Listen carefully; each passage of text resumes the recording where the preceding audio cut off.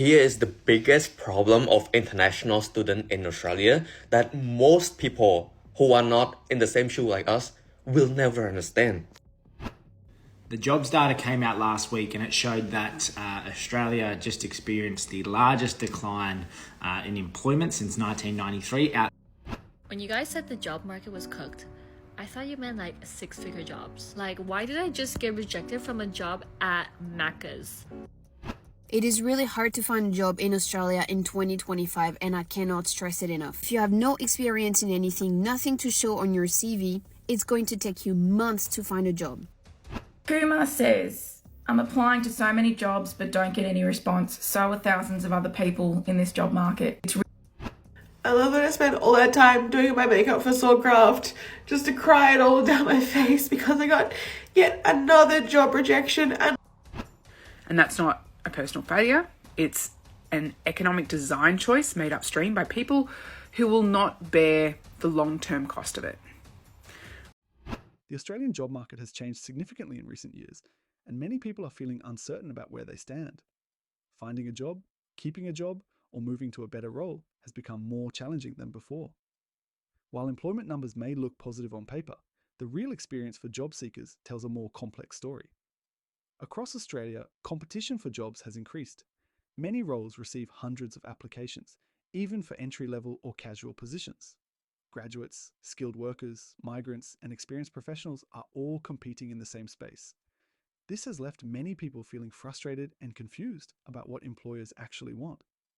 Another major change in the job market is the rise of casual, contract, and gig work. While flexibility can be a benefit for some, many workers face unstable hours, irregular income, and limited job security. Permanent roles with benefits and stability feel harder to find, especially for younger workers and new entrants to the workforce. Whether you are actively looking for a job, struggling with job stability, or simply curious about the current job market, these conversations matter. Understanding what people are experiencing helps create awareness and open space for discussion. The Australian job market is more than numbers. It is about people, opportunities, and the future many are trying to build. When you guys said the job market was cooked, I thought you meant like six-figure jobs. Like, why did I just get rejected from a job at Macca's? No. I don't think you heard me right. At Macca's. I have a bachelor's degree. I went to uni. I literally thought going to uni was the answer, but no. In this economy, if you don't have a relationship with the CEO of the company straight out of uni, you're cooked. So I've been auto-applying on Sprout for the past 3 months in hopes that I can get a job that pays me like $25 an hour. And I am finally getting some interviews. So moral of the story here is that if you have a job in this economy, you better keep it. Please just keep your job because it's so rough out here. The jobs data came out last week and it showed that Australia just experienced the largest decline in employment since 1993 outside of the pandemic and COVID area, with a loss of 65,000 jobs. However, the unemployment rate stayed the exact same at 3.9%. So interestingly, the rate of unemployment didn't change because the participation rate actually came down as well. Now, the participation rate is the rate of Australians that are of working age effectively. So employment decreased, but the participation rate decreased as well too. Therefore, the total unemployment rate stayed the same. Now, there are still talks of a recession this year, potentially for both us and America. So going to be interesting to see as the data continues to come out throughout the year, how we're heading. Kumar says, I'm applying to so many jobs but don't get any response. So are thousands of other people in this job market. It's really tough. It's really tough because we've got hundreds and hundreds of people applying to jobs which I haven't seen before in Australia, right? It was a lot if 100 people applied to your job. Now there's 800, 400. That's insane. So, if you don't have the experience, you're not even going to get looked at. It's an employer's market. They've got the cream of the crop. They can pick whoever they like. and it's hard. Honestly, the job market in Australia right now is cooked. I understand why so many grads are really worried about it, and you hear a lot about negative stories, and honestly, here's the truth. While competition is tough, industry like engineering, healthcare, IT, and trade is still crying out loud. So the key to adapting is, I think, networking, tailoring your applications, and staying open to opportunities you might not really think of it in the first round. You can always come back to your ultimate goal or ultimate position, but I remember being in the position after uni, and it definitely wasn't easy, but persistence really did pay off. So yes, it's really tough, but definitely not hopeless. I love that I spent all that time doing my makeup for Soulcraft just to cry it all down my face because I got yet another job rejection. And like, if I don't get employment like next week, I'm gonna lose my fucking house. This is the fucking reality of the Australian job market and housing market, is that people like me who are 32 and like have years and years of experience can't even get a full-time job anymore. Like, what the fuck? I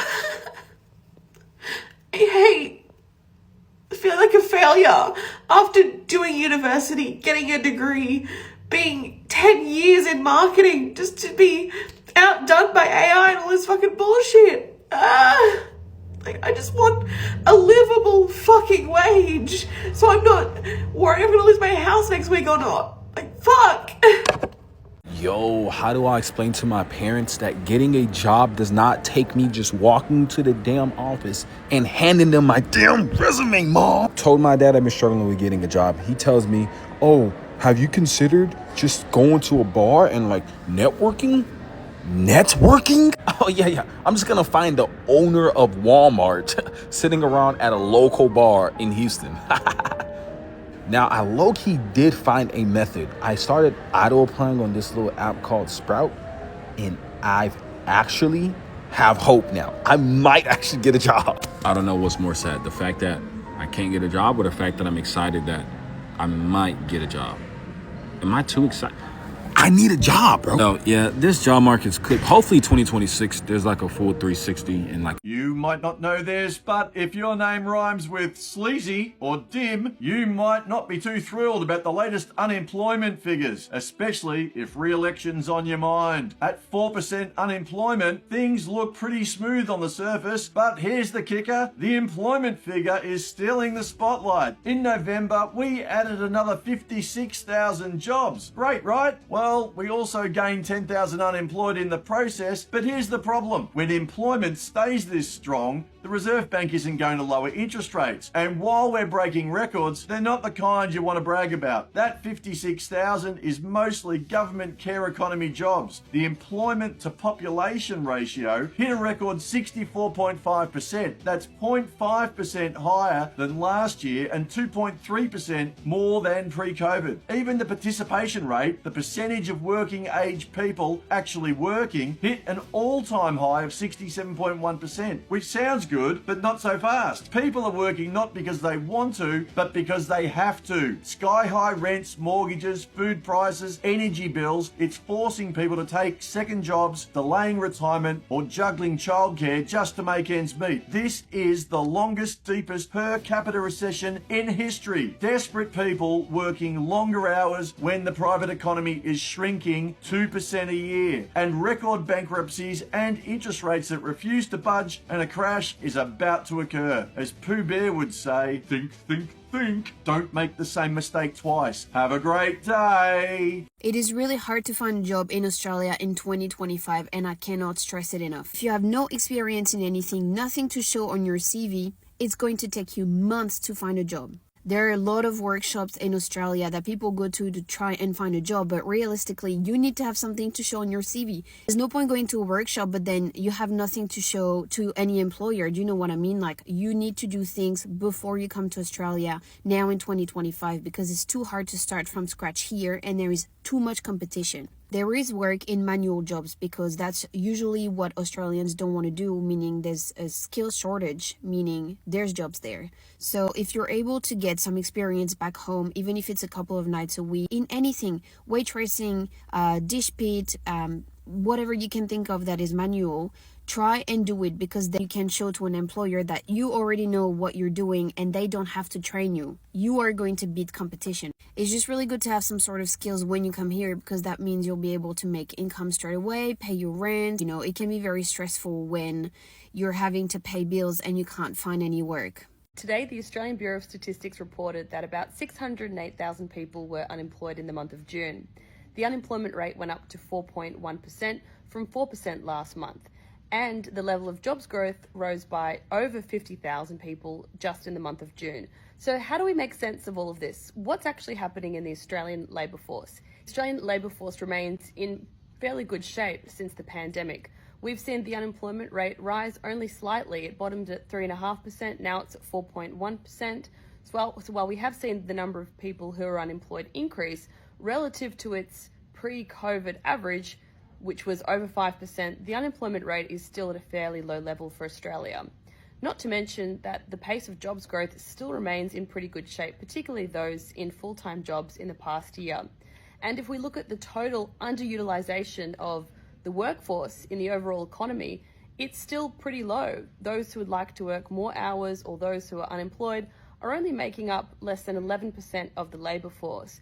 Before the pandemic, they were making up about 14% of the labour force. While we've seen this strength in the jobs market in the past 2 years, the leading indicators of jobs growth are looking a bit softer, and we think that the unemployment rate is going to rise a bit further from here, probably peaking at about 4.5%. Actually, I have been trying, so how about you should? Firstly, don't mind my eye. I have a chemical burn, and don't mind my pimple. We're not going to talk about that. Instead, we're going to talk about the job crisis that's going on in Australia, literally right now, and it's stopping hundreds of thousands of young people with experience from getting a job. Also older people, but young people is who I'm targeting. I'm a full-time uni student, so I go to uni once a week for my labs and the rest I do online, which means that I have the capability of getting a job. I've been working since I was 14 in fast food industries and hospitality, as well as I've done a little bit of retail, so I have the experience. I've literally been working in it since I was 14. But I've applied to 48 jobs on Seek. I think it was like 20 on Indeed, and then there was like 5 on Jura. I've literally applied to that many jobs in the past week, and I have not gotten one thing back. Like, yeah, it can be arguable, sure, like they don't want to hire me because I'm a uni student, but like I said, I go to uni 1 day a week, and the rest I can postpone if I want, like it's online lectures, like it all gets recorded, so I could just postpone it if I wanted, but nobody is even giving me the opportunity right now because nobody is hiring. Why is nobody hiring? I don't flipping dipping know. And then there's comments like this, then get a job. I'm trying. Also, as a student, because I am not working and I'm still living at home, because how the hell am I meant to afford moving out right now? Like, what the flip? I get $460 from Centrelink a fortnight. Housing crisis is another thing. And rent crisis. Oh my lord, what is Australia? I'm about ready to jump on a plane to Canada. Oh, Canada, my home. Here is the biggest problem of international students in Australia that most people who are not in the same shoe like us will never understand. Like these Aussie people, you guys don't understand how we feel like. When you apply to jobs that are in your field, you think that we are coming here to like take your jobs and all that. But the truth is, it's like 99% or maybe 95%, let's say, of the jobs available are only for Australian people or people with like permanent residency or they have citizenship here. For us, on the other hand, we cannot even apply. Like we don't even make it past the filter to even like send the resume in. They just don't even accept or look at our resume at all. It doesn't matter how good you are, like you don't even pass the first criteria. So the job that we can apply for are like 5 out of 100 only, which is very challenging because there are a lot of people applying for those same job, and even like Australian also compete for that job. So the job market for like international student, let's say, is like so small compared to like the overall job market in Australia that we can apply for. And I think a lot of people who are not in the exact same shoe like us will never understand because they just like search for job and they apply until they get it. For us, the first step is to like filter out like what companies that we can apply for. Out of like 100, we can apply to 5 only. Out of those 5, we don't guarantee that we get a job. We just apply to those 5 only, and we compete with so many people until like the final round. I don't even know like how many jobs I have applied for in the past that I don't even get any information back at all. No phone calls, no email, no any information. I pass or fail, just sleeping and keep waiting. Well, this is just to share some information with you guys, not to like talk anything good or bad, nothing at all. No, just our personal experience. And yeah, I don't want any, I don't know, there might be some negative comments. I hope not. But yeah, this is just the reality of people who come here to study from other countries and look for some work experience. Graduate roles in Australia are down 40% in just 2 years. So if you're a graduate heading to 2026 and wondering, is it just me? It's not. And if you're a leader thinking, well, this is just the market, that's not quite true either. So for a long time, work was built on a quiet long-term bargain. So you hired early career talent, not because they were immediately profitable, but because they were bound to become profitable. So you trained them, you absorbed that inefficiency, and then you invested it forward, knowing that the value was compounding over time. Structurally, businesses used to look like pyramids, lots of juniors at the base, fewer seniors at the top. And now they look more like diamonds, thin at the bottom, heavy in the middle, ultimately optimized for now. And that change hasn't been purposeful or strategic. It's just quietly collapsed with the escalation of corporate profit gains. So modern business is no longer optimized for durability and legacy. It's optimized for quarterly performance. Headcount is treated as a variable cost, not a system that is compounding. And graduate roles just don't survive that logic because graduates represent future value, not immediate margin. So now let's add AI into that mix. And a lot of the traditional grunt work, the work that used to train graduates for judgment, is simply being absorbed by machines. So when we see this 40% collapse in graduate roles, it's a signal. So to young people, you're entering a labour market that is structurally less patient with you. And that's not a personal failure. It's an economic design choice made upstream by people who will not bear the long-term cost of it. My advice isn't to despair, it's strategy. Start gaining experience as soon as possible, build capabilities that compound, and focus relentlessly on what remains deeply human. Context, relationships, creativity, judgment. And to leaders, every organisation loves to talk about talent pipelines and future leaders, but pipelines don't magically fill themselves. And when you turn the tap off for 2 years, and if you're not hiring graduates, you're not saving money. You're borrowing against the future of your organisation and of your industry. So the next quarter might look a bit cleaner, but it will be fascinating to see what happens in 5 years' time when that mid-layer evaporates and no one knows how to step up. And if we don't create pathways for the next generation of job makers, we hollow out our own future businesses. And maybe it's time that we stop politely applauding these as tough decisions and start asking what kind of economy and leadership those decisions are actually building in our society. I may have a second of your time. I'm going to go for a rant about how nobody wants to hire me even though I have lots of certificates in different stuff. I went out of my way to get my RSA and my RGA so that I could get a job as a bartender. Certified by Victoria, Coffee Excellence Certificate, like a barista course. I've got 2 of them now and I've been a barista for 3+ years and I've worked in fast food and hospitality for 5+ years, but no one wants to hire me. I've also completed units at university of human anatomy, chemistry, cells and genes, and psychology. Nobody wants to hire me. I have a driver's license for working with children check. I have a first aid certificate, is for CPR and anaphylaxis treatment. I can even use a defibrillator. I have a police check. I have a nationally recognized food handling certificate. Yeah, nobody wants to hire me. I've applied to I'd say 500 plus jobs. I've been unemployed for months now. I've applied to places an hour away from where I live just so like broaden my horizons. Yeah, nobody wants me. I don't know what I'm doing wrong. Is it because I'm a student? People just not want to hire students? You don't want to hire me? Is it because I'm studying biomed and I'm actually getting an education and you don't want me? You don't want me because I'm studying? Where's the logic in that? Instead, you want a lazy bum that's just gonna stare at customers and be rude to them anyway. I'm the most bubbly, enthusiastic person you will ever meet. Me job right now. I will throw hands. Expressed interest in becoming a supervisor, in doing pretty much anything. I'll even clean toilets at this point. Like, why are you not hiring me? Why are you not? I don't understand. There's no jobs for baristas. There's like 30 coffee shops where I live. Every single time I get a coffee, the coffee's crap and the customer service is bad. Why won't you hire me? I'll be nice. I'll be nice to customers. I'm a nice girl. Is it because you want teenagers, underage people that you can take advantage of? And because you know that I'm not going to be taken advantage of because I've been taken advantage of my whole life? Is it because you know that? Is it because I'm too educated? Am I scaring you? Am I scaring away all the 40-year-olds that still work in this job? Are you scared of me? I'm trying to even do medical receptionist course, an allied health course, while studying biomed because I need to be qualified apparently to get a job because there's no such thing as them teaching you on the job. So you want me to do an additional course while studying biomed, a full-time biomed student? Can you just not give me a casual job? I can't even be a tutor. Let me be a tutor. I can teach. Let me tutor your kids. Anyone want a babysitter? I mean, I'm down. I'll walk your dog. I'll even walk a cat at this point.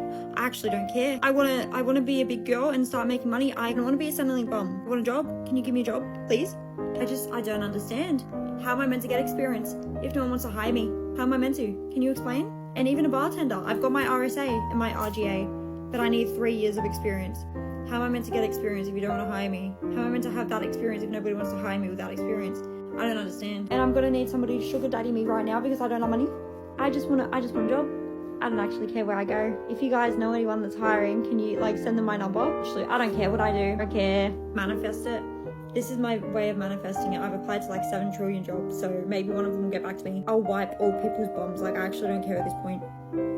Thanks for listening. Hello everyone, I want to share this with you because this is absolutely ridiculous. You know, every single day I wake up in the morning and I go to my laptop and look for jobs as a personal trainer and a fitness instructor.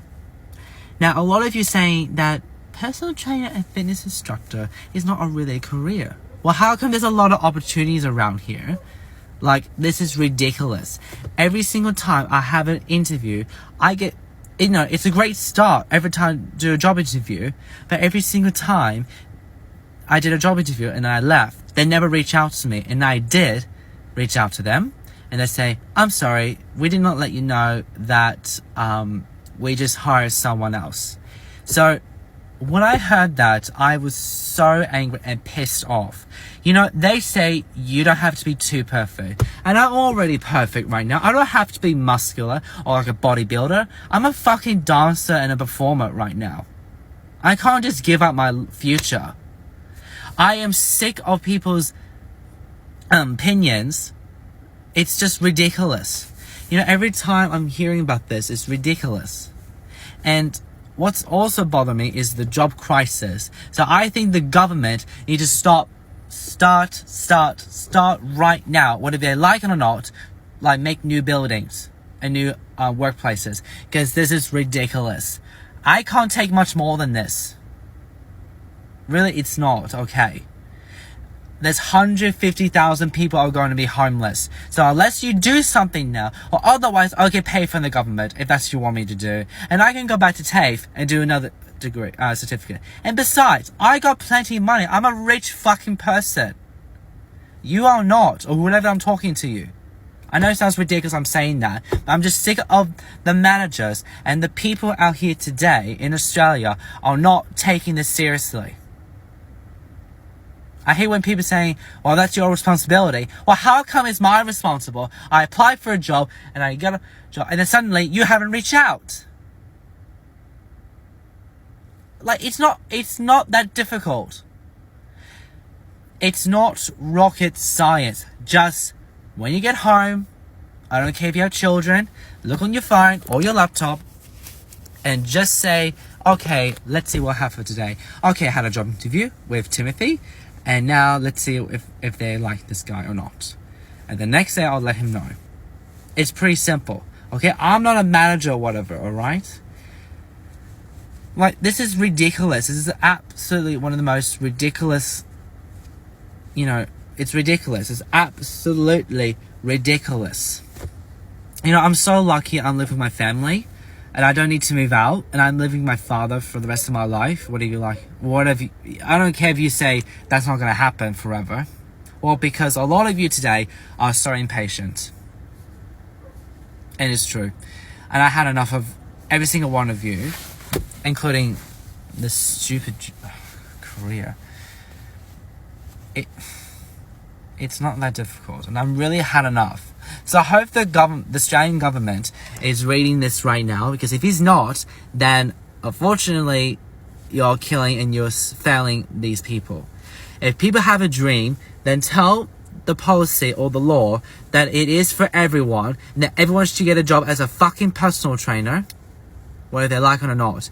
Okay, I have a disability condition, and my parents said to me, you could do whatever you want, and I chose this one. Okay,